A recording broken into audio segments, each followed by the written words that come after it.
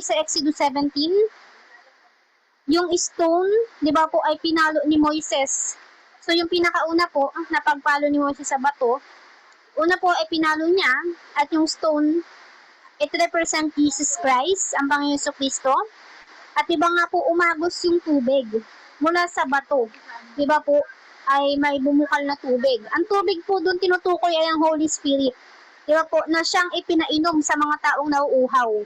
Yan po diba yung kawalan ng tubig, diba, sa katawan. Kaya ka nauuhaw, diba, wala ka ng tubig sa katawan. O kaya naman, nilalamunan mo, natutuyo na. At diba nga po, itatake natin spiritually, yan yung mga taong walang peace, walang contentment. At hindi po nila totally alam ang kanilang purpose. So, diba nga po, ang Panginoong Jesus daw po ay darating, magpapagaling, at ang Holy Spirit daw po ay bubukal sa puso ng mga tao.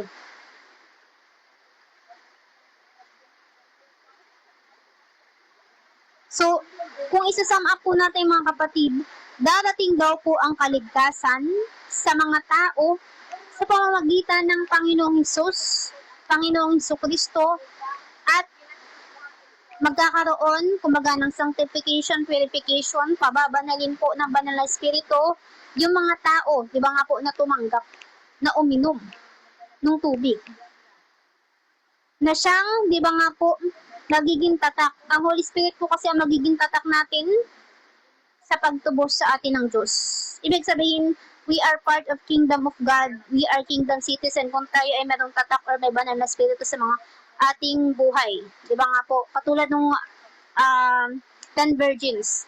Di ba nga po, yung oil na nanatili sa kanilang mga lampara. At hindi nga po, di ba, dapat maubusan. Kasi kapag maubusan, ibig sabihin nun, nagiging lukewarm or para nagbabackslide ka. Ikaw ay nagiging tulog spiritually at namumuhay ka sa pa rin sa mundong ito. Pero di ba nga po, hindi tayo yung 5 foolish doon. Tayo po ay kasama doon sa 5 wise. Di ba nga po, na patuloy na nagre-refill or di ba dinadagdagan yung oil na nasa atin, yung Holy Spirit. Kaya po di ba araw-araw sinisik natin, hinahanap natin, binabasa natin ang salita ng Diyos, sa gayon lubusan natin makilala ang Panginoon, yung fullness niya malaman natin, at yung revelation na hindi pa natin nalalaman ay matanggap po natin. Di ba nga po ang Holy Spirit ang siyang magtuturo po nun, magbibigay. Ngayon naman po, dumako na tayo sa verse 7. Ang nakakapasong buhanginan ay magiging isang lawa. Sa tigang na lupa ay bubukal ang tubig. Ang dating tirahan ng mga asong gubat ay tutubuan ng damo at talahib. So ito po, makikita natin dito ay transformation na po ng puso ng tao. At di ba nga po, kapag ang puso mo ay transform, magiging maayos na din ang iyong mind. Ang iyong soul. Di ba nga po, kasi ang soul, mind, will, emotion. So kapag naging maayos po yung espiritu, or kung ano mang espiritu, di ba po, or restart ng espiritu mo, kung sino yung naka-enthroned or nakaupo sa iyong puso, di ba po, ay magkakaroon din yon ng epekto sa iyong isipan. So, transformation po yan ng puso ng tao. So, di ba, sabi po dito, ang nakakapasong buhanginan ay magiging isang lawa, at sa tigang na lupa daw po ay bubukal ang tubig. Diba? Transition po yan from being absence of Spirit of God sa pagkakaroon ng presensya ng banal na Espiritu. So, diba? Nakakapasong buhanginan ay magiging isang lawa. Magkakaroon ng tubig. Yung dating tuyot. At gayon din po, from bad situation to good condition ng new spirit. Pagiging unfruitful to fruitful. At sa pamagitan pa din ng Holy Spirit, magbe-bear ng fruit na magandang pag-uugali. Ayun, from spiritual death to spiritual awake. Amen po. Kumbaga, buhay na spiritually. So, iyan po ay patungkol, di ba, sa transition, transformation ng puso ng tao. So, makikita nyo po, no, nakakapasong buhanginan, magiging isang lawa. Yung tigang na lupa ay bubukal ang tubig. So, yung dating nasa bad situation or being bound by the kingdom of darkness ay nagkaroon ng freedom, nalaman yung identity, yung purpose, sa kingdom ng Panginoon, kingdom of God, or kabanalan ng puso. At sabi nga po dito, ang dating tirahan ng mga asong gubat ay tutubuan ng damo at alahib. So, kumbaga, yung dating pinamumugaran ng mga evil spirit, ngayon naman po, ang Holy Spirit na ang nakaupo. Enthroned na po. Diba? Ang naghahari na sa puso mo ay ang banal na espiritu. Wala na yung masasamang espiritu na nagbibigay sa iyo ng masasamang pag-uugali. Napalitan na. Kaya nga po, diba, magbe-bear ka na ng fruit. At yung fruit na yun, yung love, yung joy, yung peace, yung kindness, yung goodness, yung gentleness, yung faithfulness, yung self-control, and patience. So, yung term po dyan na asong gubat, kung isi-search nyo po yan, yung kanila po kasing pag-uugali ay aggressive. Aggressive territorial behavior. Yung mga wolves po kasi, sila po ay highly protective sa kanilang territory. So, yung wolves dyan ito ay mga evil spirit din yan. At talagang itong mga to ay aatake sa kung sino man na, ang tawag dito, nag-i-invade sa kanilang territory or kanilang, tawag dito, nasasakupan. So, katulad na lang din po yan mga demonic entities na naka-attach po sa soul. Diba nga po, diba, naka-attach or nag-i-infect din po sa kanilang spirit, diba? Kaya ganun, may evil spirit sila, may masasamang pag-uugali, at talagang lalabanan nila yan, or laban sila, para yung authority nila ay hindi po mawala. At syempre po, unang-una na, poprotektahan po nila yung strong man na tinutukoy. Yan po yung spirit na unang or nagkaroon ng legal rights sa tao. So, katulad na lang, di ba? Usually, simula pagkabata, stage or era ng childhood doon po, di ba? Kinukuha yung innocence, ninanakaw ni Satan. Nga po, di ba, yung iba ay nag-iiba yung kanilang tingin sa sarili, sa kanilang gender, yung purpose nila. Kaya naman nagre-rebelde sila. Hanggang sa maging worse yung kanilang pag-uugali, dawin nila mag-isip. So, yun na po yun. Kasi nga po, may spirit na nakapasok sa kanilang puso na nagkaroon ng legal rights na inalaw ng taong yun na kumilos sa kanila. So, nagkaroon ng doorway. May ginamit din po, may nakita, may narinig. At nung yung nakita na yun at yung narinig na yun ay pumasok na sa puso ng taong yun, nabuksan yun, nagkaroon ng doorway sila Satan. At yung unang demonic entities na yun, so for instance, tawag dito, pain, yung ginamit na doorway, so nabuksan yung puso ng tao, pumasok yung demonic entities, so sabihin natin, homosexuality or error spirit. So, yun po, yung nagkaroon ng legal rights. O kaya naman lust. So, yun, yung strongman. At yung strongman na yun ay nagre-recruit ng mga other demonic entities para maging worse yung pag-uugali at situation ng taong yun. But, kapag ang taong yun ay pinalaya na ng Panginoon Kristo, di ba po, sa pamagitan ng kanyang banal na dugo, hinugasan yung karumihan sa kanyang puso, yung mga demonic entities na alis, na patalsik, diba, sa kanilang posisyon o yung pagkakaupo nila sa puso ng tao, at tinanggap ng taong yun ng Panginoong Hesus, ang sunod puno ng Holy Spirit na siya namang uupo sa kanilang mga puso, kaya nga ang kanilang pag-uugali ay mababago, may transformation. So, yun po yun. At iba nga po, isa din po, ay hindi pala isa, madami kasi ito na pag-uugali, nung pagkakaroon ng asong gubat na pag-uugali. Kaya naman, ito kasi ay nga, spirit. Spirit po kasi to. Ayan, kasama na dyan yung pagiging manipulator. Evil spirit po yan, manipulating you to do this, to do that, to think that, to feel that, control, nagko-control sila. So, kung anong gusto nila, ganun yung gagawin. Katulad na lang, kapag ikaw ay nababad sa mga adult content, so kahit ayaw mo, parang may ipapulas siya yun, na kung anumang images, videos, or whatsoever, at gayon, di ba, mag-feed na sa iyo kapag gumawa ka na ng kadumihan sa sarili mo. At sila din po ay manggagamit. Gumagamit din sila ng tao as a instrument para mapalawig yung kanilang kaharian. Kasi kung ano pong ginagawa ng Kingdom of God, ayun ay sinasalungat, kinakapi, ini-imitate, kaso nga lang worse. Sa Kingdom of Darkness, lagi ang agenda, di ba, to kill, to destroy, to steal. At diba, mga destroyer po sila.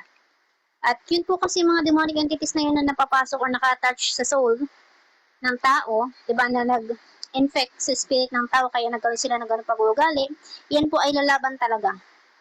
Kaya nga po, diba, kapag tayo ay nag-start na lumakad or nakakilala sa Panginoon, yung dati, or yung parang umu-oppress sa atin, yung bondage katulad ng lust, ng homosexuality, or whatsoever, yung pride, yan po, yung humihila sa atin pababa. Nang sa gayon, hindi tayo mag-grow, hindi tayo mamunga.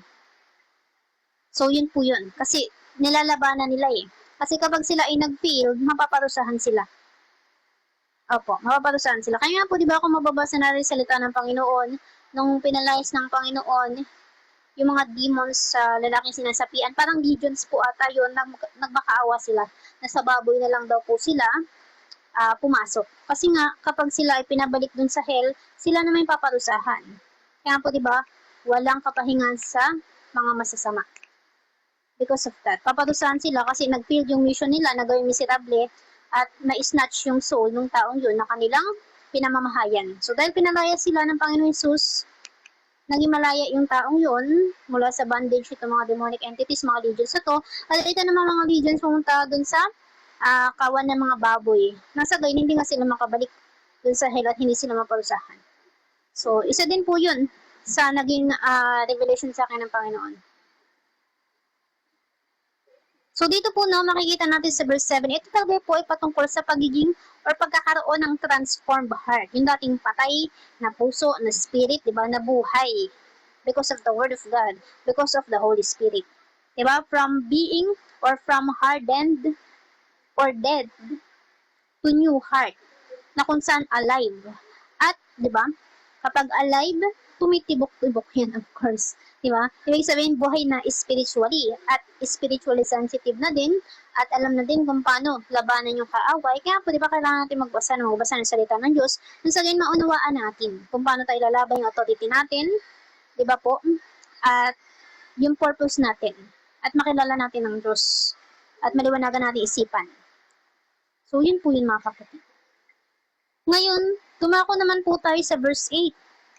Magkakaroon daw po ng isang maluwang na langsangan or daan, di ba po? Natatawagin daw pong landas ng kabanalan. Sa landas na ito ay hindi makakaraan ang mga makasalanan at mga hangal. So yan ay patungkol sa sanctification and purification po mga kapatid. At di ba nga po ang Panginoon Jesus lang po ang only way to holiness. Di ba po? Word of God. At ganun din yung banal na spirito. Iba nga po na siyang gumagabay sa atin, tumutulong sa atin, naglilinis sa atin, nagsasaayos sa atin. So, yan po ay patungkol sa sanctification at purification, pagpapabanal, at ganyan din pag-purify ng iyong puso. At sabi nga po dito, magkakaroon ng isang maluwang na langsangan. Ang tinutukoy po dyan ay ang Panginoong Hesukristo, Jesus Christ of Nazareth po yan. Natatawagin daw pong landas ng kabanalan. Diba po, ng purification at sanctification. Mababasa po natin yan sa Juan 10, verse 7 to 9. So, basahin po natin yan. MBB Tag version po mga kapatid ang aking ginagamit. Wait lang po Pasensya na, ang bagal ko kasi maghanap eh. Hindi ba ito itong ginagamit ko? Pasensya na po. Ayan. So, sabi po dito, sa verse 10, chapter 10, verse 7, si Jesus daw po ang mabuting pastol. So, sabi po dito, kaya't muling sinabi ni Jesus, pakatandaan ninyo. So, sinasabi niya po ito sa kanyang mga alagad ko, hindi po ako nagkakamali. Ako ang pintuang dinaraanan ng mga tupa. Diba po? Kaya nasabi po dito, yung maluwang, isang maluwang na langsangan ay ang Panginoon Jesus. Siya po yung daan. Diba nga po? Papunta sa Ama, papunta sa Diyos. Sabi po dito, verse 8, ang mga nauna sa akin ay mga magnanakaw at mga tulisan. Diba po, mga asong gubat. Diba, parang mga asong gubat din po siya, representation ng asong gubat. At yun nga po sila Satan yan, magnanakaw. Diba po, yan po kasi yung kanilang agenda. To kill, to destroy, to steal. At mga tulisan. Ngunit hindi sila pinakinggan ng mga tupa. Verse 9, ako ang pintuan. or daraanan, di ba nga po? Ang sino mang pumapasok sa pamamagitan ko ay maliligtas. Papasok siya at lalabas at makakatagpo ng pastulan. So, yun po yun. At sabi po dito, sa landas daw po na ito ay hindi makakaraan ang mga makasalanan at mga hangal. So, ito po ay mga taong makalaman, makasalanan. Kaya nga po, di ba, hindi sila makakadaan, hindi sila makakapasok. Kasi nga po, para makapasok or makuha, di ba po, hindi po kasi nakukuha yung buhay ng Panginoon eh. Kusa niya itong ibinibigay. So, di ba, kapag kusa ibinigay ng Panginoon, di ba, yung kanyang buhay, tayo po ay magiging banal, di ba? May kakayahan na po tayong i-deny ang ating sarili, i-crucify ang ating flesh, at sumunod sa salita ng Panginoon. Kumbaga, obedience. So, yung term po dyan na makasalanan, yan po ay mga rebellious, mga disobedient na tao, hindi kumikilala sa Diyos. Do kilala nila. Pero di ba nga po sila ay kontra sa kagustuhan ng Panginoon.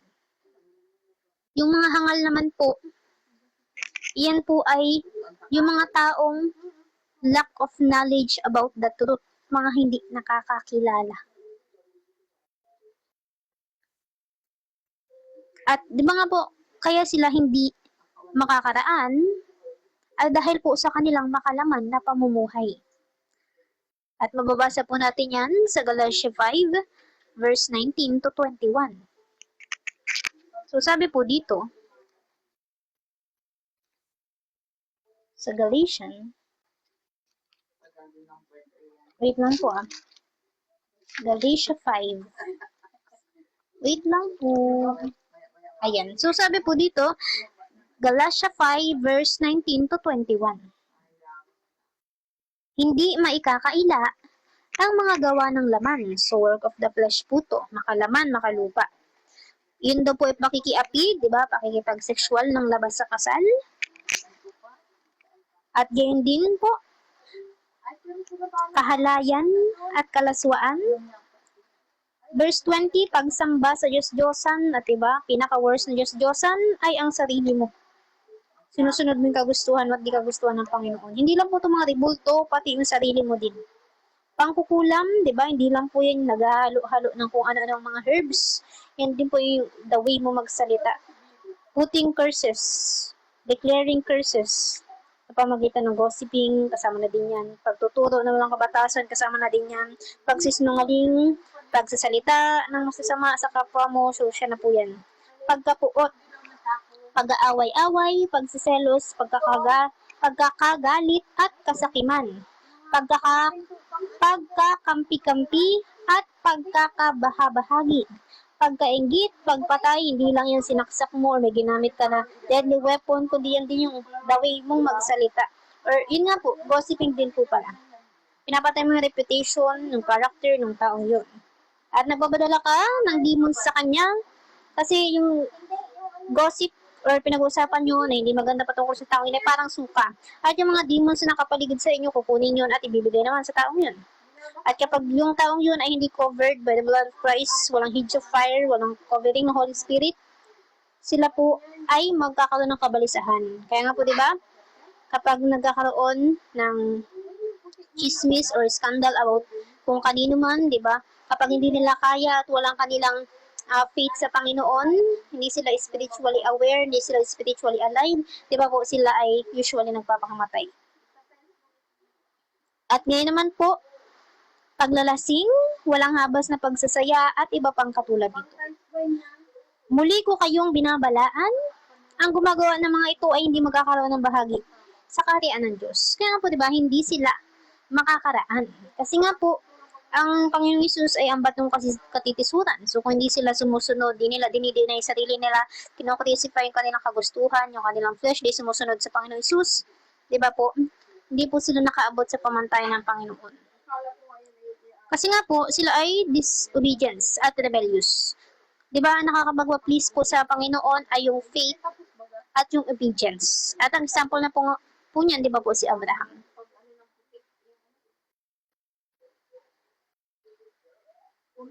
At sa ESD version po, kung mababasa po natin sa verse 8, sa pinaka-last part po nun, yung mga taong makakapasok lang daw po ay yung mga sumusunod lamang sa pamamaraan ng Panginoon. So, namumuhay na may katuwiran, di ba po, matuwid na pamumuhay, ibig sabihin po, may kapayapaan, may relasyon sa Panginoon, dinidinay yung sarili, tinalikuran ng masamang mundong to, namumuhay ng ay sa kalooban niya.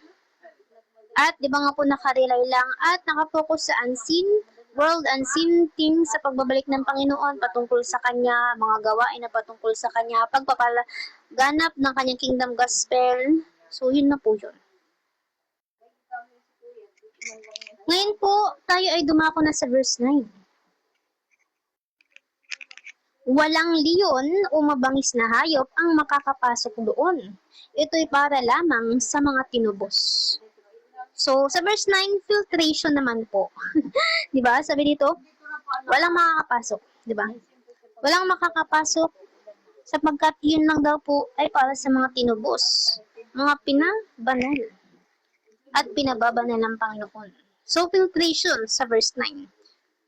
So, ito po, kumbaga, ay no evil can enter into the kingdom of God or spiritual flock ng Diyos here on earth, only the sanctified sheep of Jesus. At kabilang na po tayo doon. So, yung leon o mababangis na hayop po, yan po ay mga demonic entities. At yung mga demonic entities na yan ay naka-attach sa mga tao. So, mababasa natin yan sa 1 Peter chapter 5, verse 8.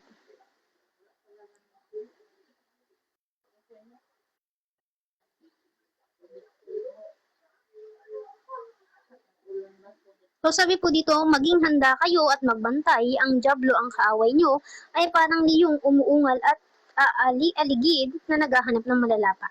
So yung tinutukoy po dyan ay mga demonic entities na naka-attach din sa mga tao. At sabi nga po dito, di ba, yung mga tinubos lamang po ang makakaraan doon. At mababasa po natin yan sa Juan 14, verse 1 to 6.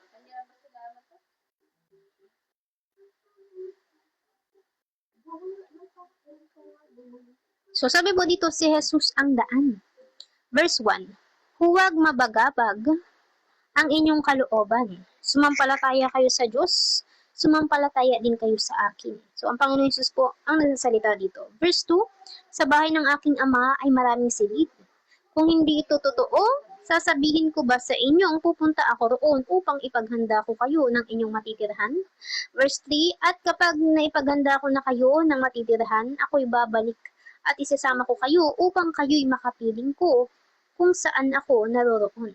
At yun nga po, di ba, yung muling pagbabalik ng Panginoon para tubusin yung kanyang mga elect, mga pinabanal. May mga tatak or may tatak ng banal na spirito.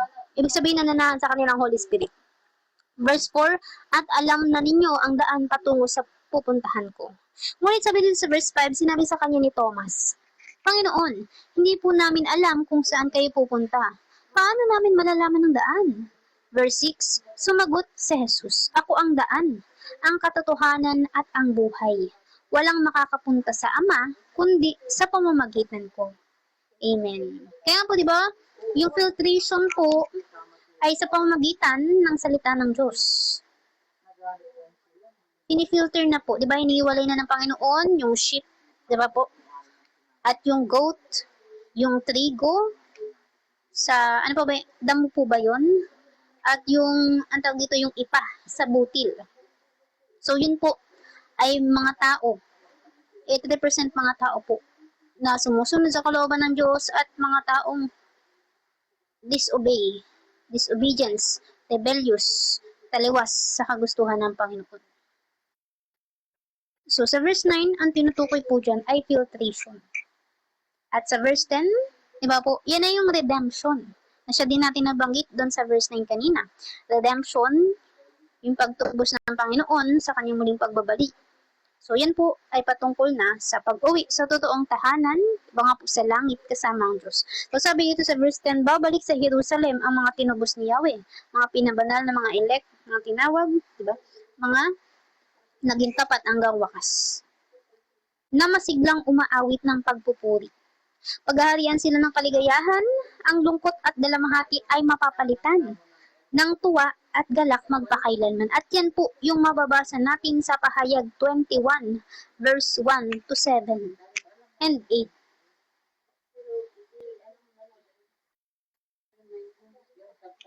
So sabi po dito, ang bagong langit at ang bagong lupa. Diba? Yung New Jerusalem. Pagkatapos nito, nakita ko ang isang bagong langit at isang bagong lupa. Wala na ang dating langit at lupa. Wala na rin ang dagat. At nakita ko ang banal na lungsod, ang bagong Jerusalem or New Jerusalem na bumababa mula sa langit buhat sa Diyos gaya ng isang babaeng ikakasal. Gaya ng isang babaeng ikakasal. Siya'y nakabihis at nakahanda sa pagsalubong sa kanyang mapapangasawa. Narinig ko ang isang malakas na tinig mula sa trono. Tingnan ninyo, ang tahanan ng Diyos ay nasa piling na ng mga tao. Maninirahan siyang kasama nila at sila'y magiging bayan niya. Diyos mismo ang makakapiling nila at siya ang magiging Diyos nila. Verse 4, at papahirin niya ang bawat luha sa kanilang mga mata. Wala nang kamatayan, dalamhati, pagtangis at paghihirap. Kasi yan nga po, diba? Yun nandito sa mundo. Death, diba? Yung suffering, pagdadalamhati, pagtangis, adversity, difficulties, challenges, tribulation. At sabi nga po dito, sapagkat lumipas na ang dating mga bagay. Pagkatapos ay sinabi na nakaupo sa trono, pagmasdan ninyo, ginagawa kong bago ang lahat ng bagay. At sinabi niya sa akin, isulat mo sapagkat maaasahan at totoo ang mga salitang ito. Verse 6, sinabi rin niya sa akin, naganap na, ako ang Alpha at ang Omega, ang simula at ang wakas.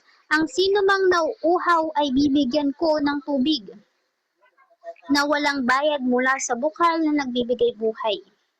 Ito ang makakamtan ng magtatagumpay. Magtatagumpay daw po sa sama ng mundong to, mananatiling tapat hanggang wakas. Ako'y magiging Diyos niya at siya na may magiging anak ko. Subalit nga po, para naman sa mga duwag, mga taksil, mga gumagawa ng mga kasuklam-suklam na bagay, mga mamamatay tao, mga nakikiapid, mga mangkukulam, mga sumasamba sa Diyos-Diyosan, at sa lahat ng mga sinungaling, ang magiging bahagi nila ay sa lawa ng nagliliyab na apoy at asopre. Ito ang pangalawang kamatayan. Ay, Tupi! Magbaba daw kay Duki dyan At kung balikan po natin, di ba? Kuya! Kaya nasabing landas, di ba po, ng kabanalan itong Isaiah 35 from being restored to redemption, full redemption or salvation, talagang pagkuha na ng Panginoon sa atin. So, di ba, una, restoration, spiritual awakening sa pamagitan ng Holy Spirit. But first, those person, pinuksan yung puso nila sa Panginoong Yesus, tinanggap at sumunod, di ba nga po, yung Holy Spirit. Pangalawa, transformation, di ba nga po, yung Holy Spirit, di ba nga po, ang siyang nag-transform sa mga taong to na dating patay spiritually at nagbigay ng spiritual prosperity sa kanila. Nagkaroon ng garden of life, di ba? Nagkaroon ng buhay. Ang kanilang mga puso, tumubo, namulaklak, lumago, namunga. At di ba nga po, sasambahin natin o mapapapurahan natin ang Panginoon sa pamamagitan ng pagbabago ng ating buhay, pag-uugali, transformed heart, and renewed mind. At sa verse 3 to 4, magiging salt and light, magiging vessel ng Panginoon. Yung mga nangihina, yung mga lost, ay, di ba nga po,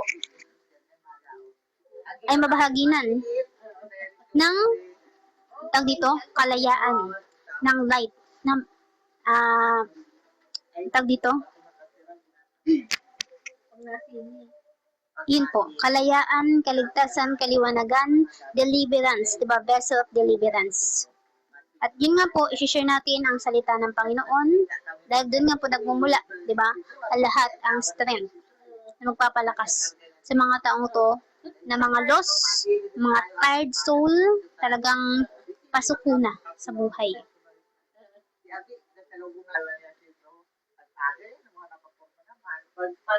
Sa verse 7 naman po, ito ay transformation ng puso ng tao. At kapag natatransform ang puso ng tao, di ba, magiging maayos na din po ang kanilang soul, ang kanilang mind, will, and emotion. At yung verse 8, ito po ay patungkol sa sanctification and purification. At sa pamamagitan po yan ng Panginoon si Kristo bilang nag-iisang daan patungo sa kabanalan. At yun nga po, di ba, ipapadala niya yung Holy Spirit na siya magsasanctify sa atin hanggang tayo maging kalarawan ng Diyos. Yung kabanalan na nawala dahil sa pagsuway ay ibabalik sa mga taong tumanggap sa Panginoon Yesus. At yung verse 9, filtration naman po, di ba? Na walang masama or mga evil ang makakapasok sa kingdom of God sa kawan ng Diyos, kundi yun lamang po, di ba, na pinabanal or pinapabanal ng Panginoon or totoong tupa ng Diyos. At sa verse 10, yan na po yung full redemption na siyang ating hinihintay, di ba nga po, sa muling pagbabalik ng Panginoon sa Kristo. At yun nga po, ito ay patungkol sa landas ng kabanalan, di ba? May stages po. Di ba? Kung sa daan, may mga meters. So, ganun din po. May mga stages, may mga hakbangan, may mga madadaanan. Patungo po doon sa ating inaasahan at yun nga po, di ba? Yung makasama natin ng Panginoon at siya po magbalik sa ating mga buhay. Magpakailanman. So, yun po mga kapatid ang kabuuan ng ating topic po ngayong gabi. God bless po. Ayan, praise God, Sister Nika. Talagang detalyado at siksik ang revelations ni Lord dito sa Isaiah chapter 35. Kung may dadagdag lang ako, Sister Nika, alam mo ba, naging familiar sa akin tong topic mo. Naalala ko bigla yung, alam niyo yung sa Ezekiel, yung Valley of Dry Bones. Naalala niyo yun? Sa Ezekiel. Sa ano yun 47. Diba sis Nika? Dito kasi dry land. Alin po ate? Tapos, hello po brother Anthony. Hello brother Dyan. Jan. Sa Ezekiel 37, yung Valley of Dry Bones, yung kasi Ezekiel, yung may nakita siyang mga Ay! dry bones. Diba? Opo ate. Familiar, sabi ko, hala, parang same-same dito sa Isaiah 35 kasi from dry land. Diba? Yung na-topic mo. I-ano lang natin yun. Isingit natin yun. Yun kasi Sige yung po, biglang ate. pinasok Praise sa akin ni God. Lord. Yes, regarding dito sa Isaiah 35 na from Opo. being, di ba nga, yung tigang na lupa. Ngayon, yung tigang na puso ay kay spiritually dead ngayon, 'di ba? Na transform, na taniman, 'di ba? Mula na nataniman ng word, nagdwell yung Holy Spirit, na transform ka na, spiritually nagising ka na, awaken na. And then nandito na sa kawan ng Panginoon, sa kaharian, nakikipagsalo-salo, 'di ba? Nakikipagpalakasan, spiritual at filtration, yung sabi ni Sis Nika, no? Filtration. Sineseparate na ni Lord dito pa lang yung kanyang mga tupa versus dun sa mga goat or yung mga wheat dun sa weeds. And then, sa pinaka-last, yung full redemption. No? So, singit ko lang yung Valley of Dry Bones sa Ezekiel 37, which is, ang sabi dun ni Ezekiel sa ating Panginoon na, sabi dito, and he said to me, Son of man, can these bones live? And I answered, O Lord God, you know. Then he said to me, prophesy over these bones and say to them, O dry bones, hear the word of the Lord. Thus says the Lord God to these bones, behold, I will cause breath to enter you, and you shall live. Ibig sabihin po, alam niyo po ba metaphorical to? Hindi siya, kumbaga kung titingnan natin ng malalim, ito'y representing Israel, itong dry bones. Na from being, di ba, tigang, patay, walang buhay. At kung i-relate natin, di ba nga, sa isang patay spiritual, which is namumuhay dito sa mundo, sila'y patay spiritual, talagang walang buhay, nabubuhay, pero para lamang dito sa mundo, para lang sa pamumuhay sa kasalanan. Patay spiritual. Pero itong mga dry bones na to, sabi ng Panginoon kay Ezekiel, di ba, mag-prophesy siya doon sa dry bones para ito'y muling mabuhay. Ibig sabihin, sabi niya kay Ezekiel, mag-prophesy ka sa Israel. Ipakilala mo ko sa kanila, makapagbalik loob, makapagsisi sila sa kanilang makasalanan, at magbalik loob sila sa akin, and I will cause breath to you. Alam niyo po ba yung breath of life? It is the spirit. Diba? Pagka talagang kinos niya yun dun sa dry bones, mabubuhay. magkakaroon ng buhay yung patay. Di ba mga kapatid? So, yan ang gusto ng Panginoon. Magmula sa pagiging dry, ito'y ano lang ha, kung i-relate din natin sa ating mga spiritual life ngayon, na spiritual life mo ngayon parang tigang, o kaya yung ano natin, yung samahan, di ba? Hihingi tayo ng provision sa Panginoon na ito'y talagang, 'di ba?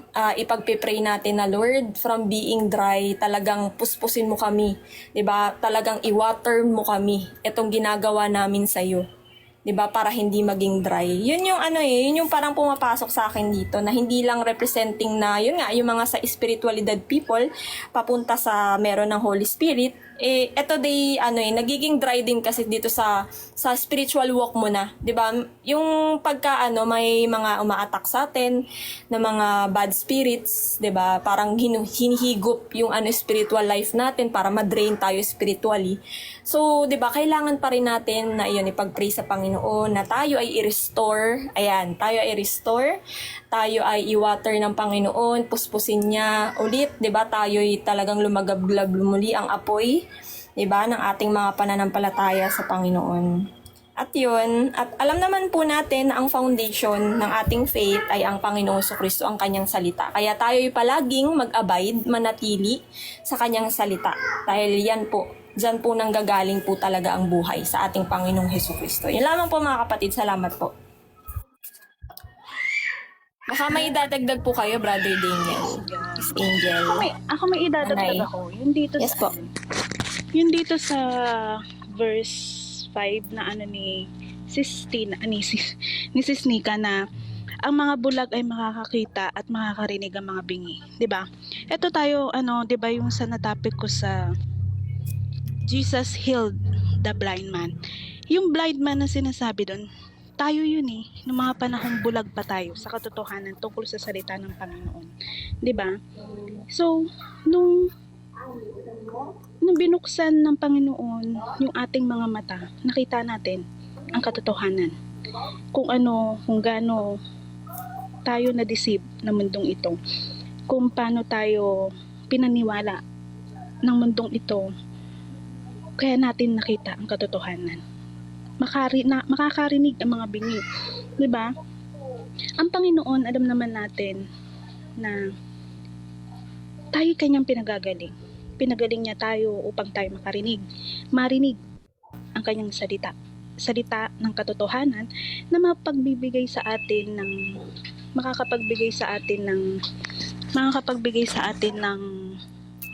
ng kaliwanagan tungkol sa kanyang salita na magbibigay ng gabay, magbibigay nagbibigay ng pagising natin sa katotohanan, sa kanyang salita. 'Di ba? Dito 'di ba yun sa Jesus healed the blind man, 'di ba ginamit niya doon yung dura niya na inano niya sa putik at ipinahid niya sa mata ng bulag upang ito'y makakita, at ang ginamit na panghugas doon ay ang tubig. Ang tubig dito na sumisimbolo ay Holy Spirit na naghugas sa kanya. Pahinugasan na rin pati ang kanyang mga kasalanan. 'Di ba? Holy Spirit pa rin ang gumabay at nagbigay ng liwanag upang mabuksan ang kanyang mga mata. Yun ang mga kapatid, yung na-insight ko dito. Brother Daniel.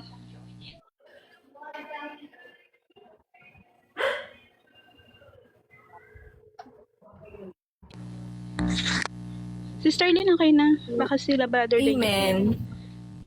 Saka singit ko lang din na tama, di ba, sis Nick? Ay, sige, Brother Daniel, go po.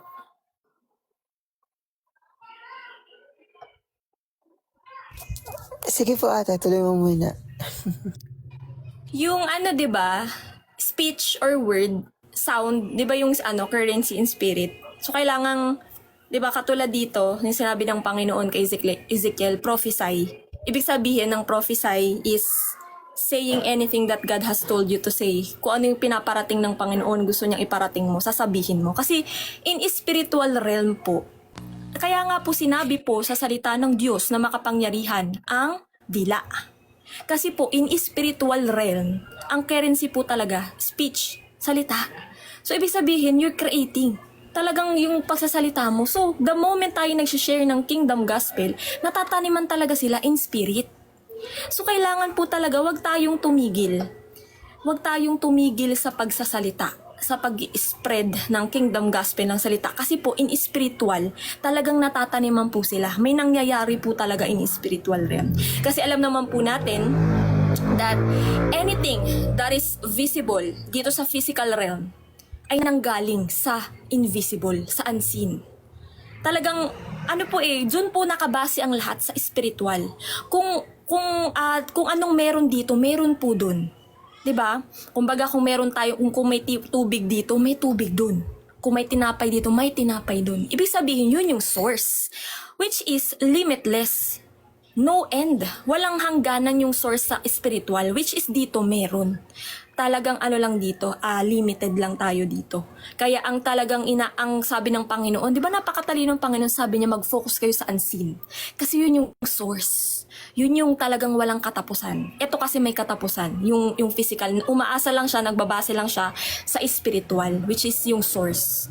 Diba? The physical is at the mercy of the unseen or yung invisible.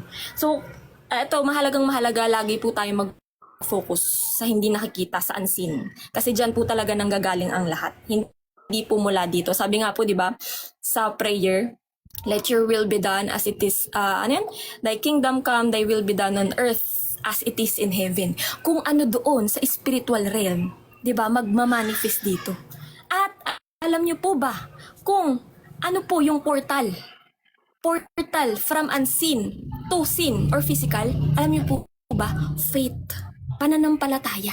It is the conversion. Parang pera. Kunwari may pera ako. Nandito ako sa Pilipinas pero meron akong US dollar. Bibili ako pagkain. May pera ako pero hindi ako makabili ng pera. Hindi ako makabili ng pagkain kasi nga US dollar yung pera ko. So, kailangan magpa-convert ka muna ng pera dito, ng peso, bago ka makabili ng pagkain. So, ibig sabihin, faith is the conversion from unseen to seen. By sight, amen, Sister Lee. Yan po yung conversion. Na from talagang tayo, tayo as men and women of faith, tayo yung portals from unseen, 'di ba, magmamanifest sa seen. Dahil meron tayong pananampalataya, which is ang pananampalataya po natin again comes from hearing and hearing the word of Christ. So yun yung spiritual backing niya, salita ng Diyos. So dapat ikay 'di ba nananampalataya, dapat may backing siya ng word. Kapag may backing ng word ng Panginoon, spiritual backing, dun po nanggagaling yung faith. Hindi ka po pwedeng magkaroon ng faith nang wala pong spiritual backing, which is word of God. Diba mga kapatid? So yun lang mga kapatid. Maraming salamat po.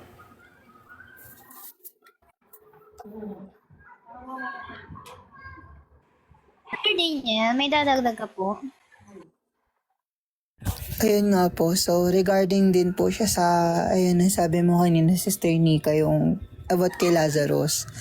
Yung, ayun nga, yung nakabalot sa kanya na kumot, which is sa buong katawan niya, na parang umaano nga po sa atin, na naging bind nga po, na chained nga po sa darkness, nga po sa mundong ito, na talaga pong nag-blind po sa atin, sa kung anong katotohanan po, na talagang, yun nga, na talagang nabubuhay tayo sa dilim and hindi nga po sa liwanag kasi nga po balot na balot tayo ng kumot, like kumot, yun nga po yung naging example kanina na talagang nabalot tayo sa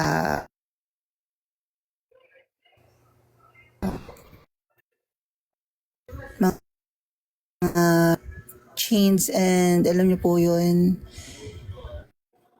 at sa mga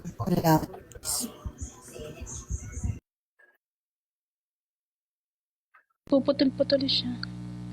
Napuputol siya. Mahina yung signal mo, Hindi na brother. yung signal niya.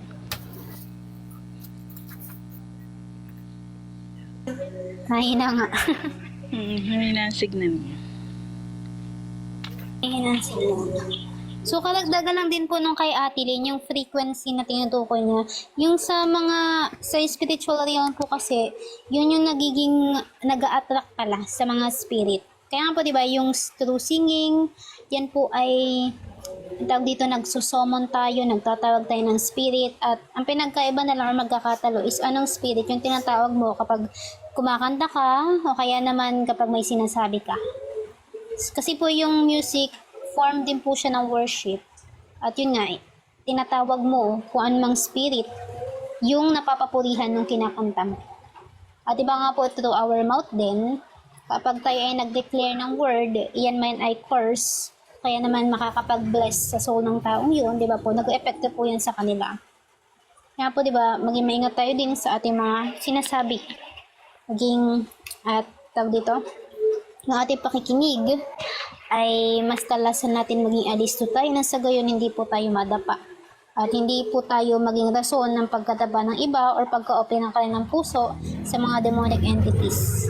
Kasi kapag nangyari po yun, ay magsisimula na yung work ng Kingdom of Darkness, magkakaroon ng chains, ng bondage, pagiging slave, di ba? Matutulad na sa mga Israelita, di ba po, na naalipin sa Ehipto.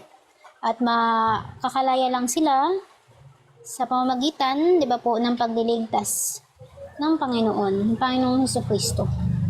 So, katulad nga po, di ba, nung kay Lazaro, yung mga nakabalot. So, ibig sabihin, di ba, sa mukha po, nandyan nakalagay yung ating mata, yung ating tainga, may nakabalot. So, paano natin makikita, mapapakinggan yung sound sa ating paligid or sinasabi sa ating paligid or yung nasa harap natin o kung anong kapahayagan ng Diyos kung tayo ay spiritually blind at ganun din may lakip ang ating mga tainga sa kanyang mga salita. Kumbaga, hindi natin maunawaan kung ano yung salita ng Panginoon dahil nga may harang. At yun na nga po yung sin, di ba nga po, na siyang dahil sa pagsuway.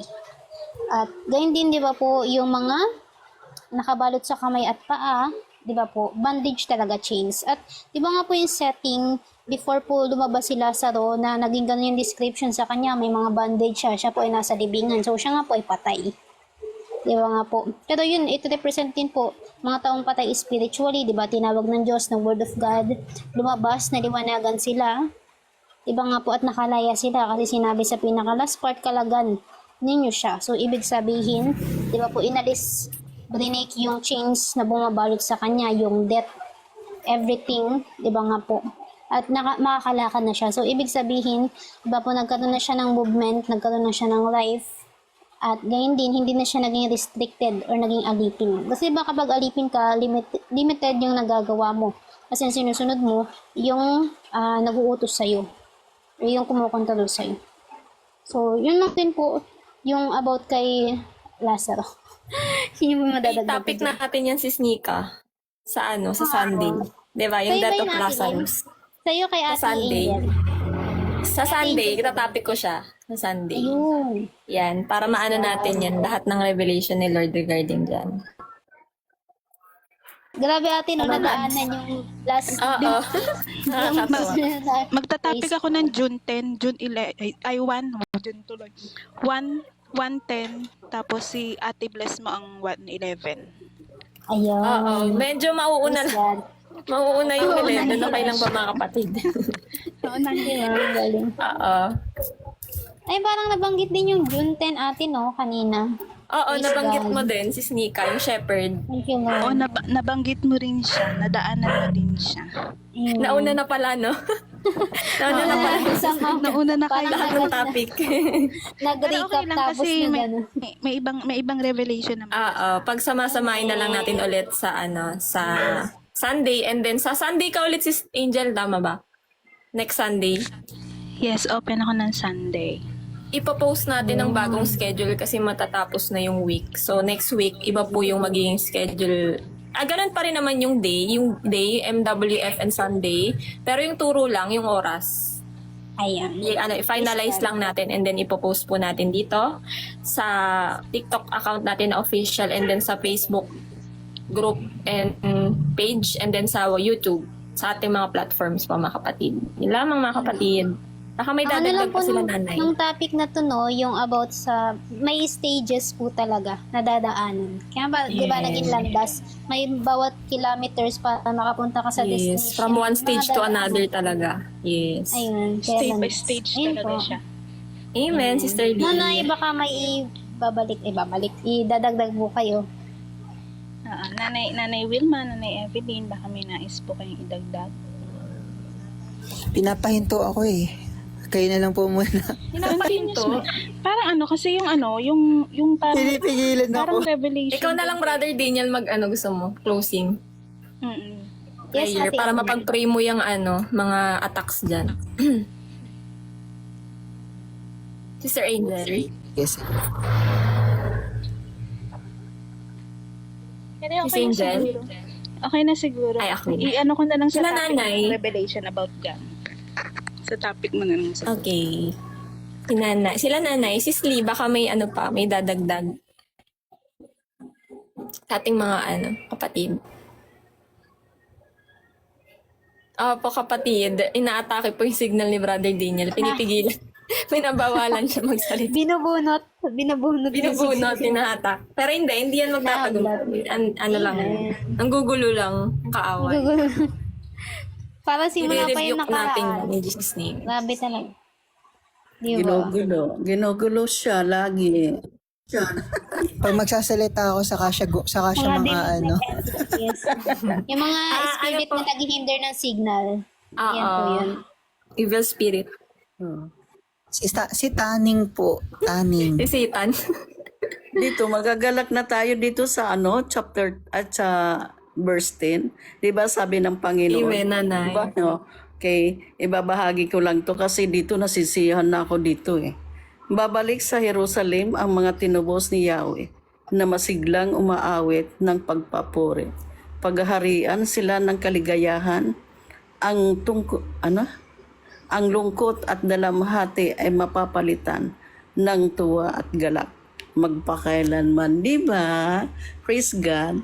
Ito na yun. Yung nakarating na tayo, ito landas ng kabanalan. Nandito na tayo sa katapusan na tayo ay naging banal at tayo ay pinili ng Panginoon. Dahil nga sa pagsik natin ng kingdom, gospel ng Panginoon, dito na tayo, nasama na tayo sa sanctify niya sa kanyang mga pinili. So thank you Lord. Iyon lang, maikli lang sa akin. Kasi ito na yung kagalakan na binibigay na sa puso natin dahil nakapasok na tayo sa kanyang kaharian. Amen po ba? Amen po. So yun lang.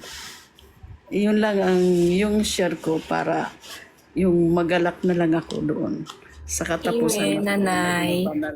Oo, yung tinatanong po dito ni Sister Bato Brother, ano po yun? Si Satan po. Kasi pagka alam naman natin, kapag kagawain para sa Diyos, pinipigilan niya kung ano yung kaya niyang pigilan lang. Kasi, di ba, nanggugulo lang, para interrupt lang yung ginagawa natin para sa Diyos. Pero hindi naman tayo matitinag. Titinag. Dire-diretso lang tayo. Lang natin siya, rebuke. Amen po. Di ba? Yung Papalisin lang natin in Jesus' naman po name. sa akin dyan sa topic ni Sis Nika, yung sa verse 1, yun nga po, no, yung talagang dating from darkness, ayun po yung ngayon, to light, na talagang nabago na po siya, na from desert to a natural mountain. Kumbaga may supply na ng tubig na pinagdaanuhan, kaya po nagkaroon na siya ng mga puno, nagkaroon na siya ng mga halaman. Kumbaga transformation, yun nga po yung kanina rin na umuno nga po sa akin talagang. Kung dati, para tayong disyerto na tuyot na nangangailangan ng tubig. Ngayon po na nananourish natin kung ano po yung meron sa atin ngayon na siya pong nagpabago sa atin. Yun na po yung nagbibigay po lalo sa atin ng transformation into yun nga po, no, like a mountain na talagang maintain yung masaganang puno, yung masaganang tubig. And yun dun po talaga, nananourish tayo ng salita nga po ng Panginoon, mga kapatid. So, yun po. Kaya, praise the Lord. Kasi talagang grabe yung naging ano niya sa atin to renew our life na talagang dati hindi natin alam kung ano yung paroroonan natin, pero ngayon when we seek His word, His righteousness, His holiness, talagang grabe yung naging ano niya sa atin, transformation. Talagang total transformation po siya. Hindi po siya yung basta-basta na parang sinabi natin na gusto natin magbago. Mangyayari na siya eh. Hindi po. Talagang pag once na inumpisahan natin from little by little, parang sa na-topic po natin yan, dun sa Proverbs, na ang kayamanan nga po na nang nag-i-increase little by little, ay siya pong pupuspusin pa, mga kapatid.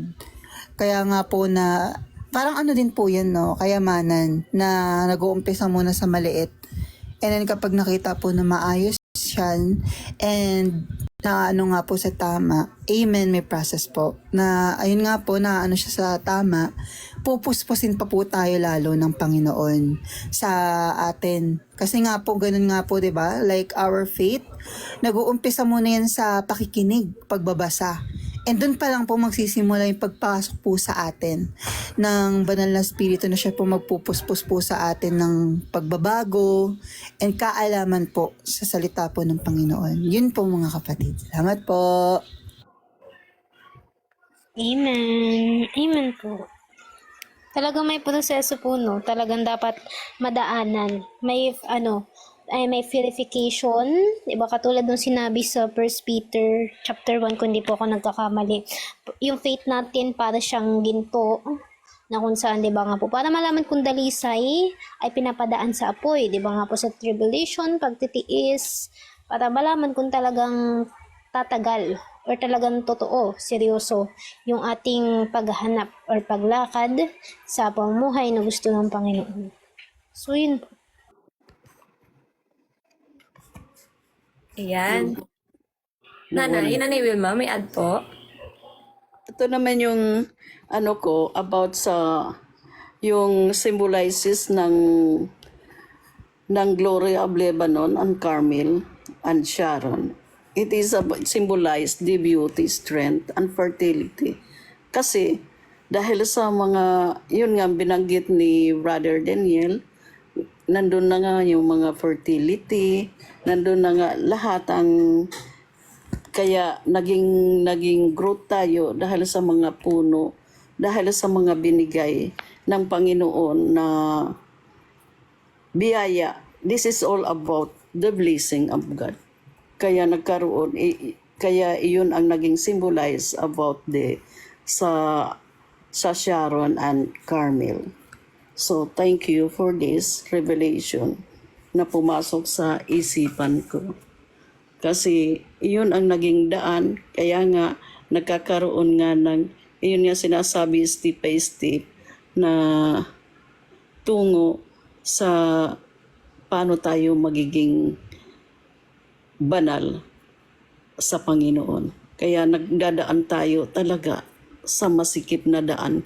Hindi tayo makakarating doon hanggat hindi natin nasisik ang kanyang hindi natin napamumuhay ang kanyang banal na salita. Kaya kailangan talaga transformation sa bawat isa sa atin bago tayo makapasok sa kanyang kaharian.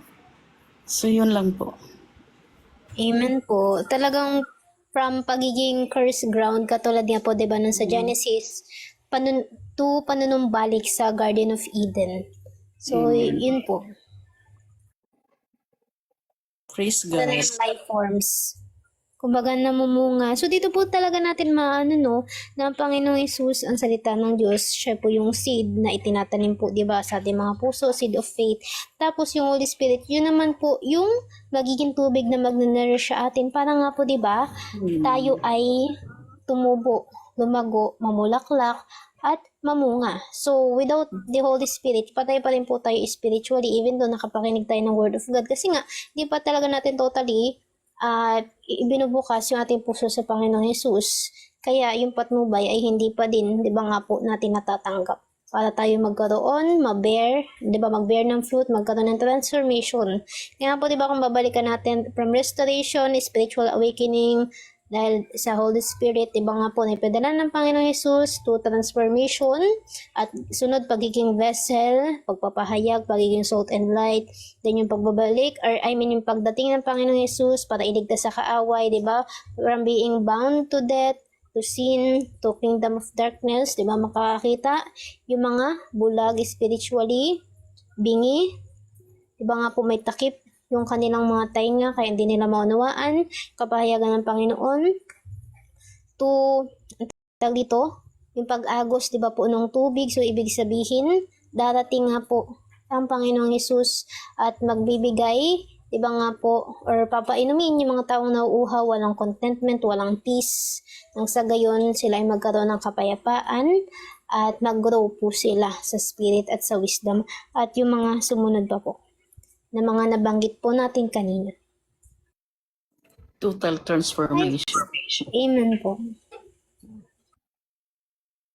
Amen. So, wala na pong, baka may dadagdag pa before pa tayo mag-closing prayer, mga kapatid. Ayan. Praise God po kay brother. Anong name ni brother? Kanina, si Brother Ret. Ayan, nakapag-pray na siya. Oo, brother, kailangan po kasi talaga buong kalooban ng salita. Hindi siya pwedeng verse. Amen. Sugat sa damdamin nararamdaman ko ngayon, kaya ako nag-request sa inyo ng gano'n. Oo, brother, kasi pagka-verse lang po. Hindi, actually po kasi ang Bible, Bible po, hindi yan for motivation. Talagang, ang Panginoong Hesus po yan, holy. Holy po siya. So, buong word po, ay siya po mismo.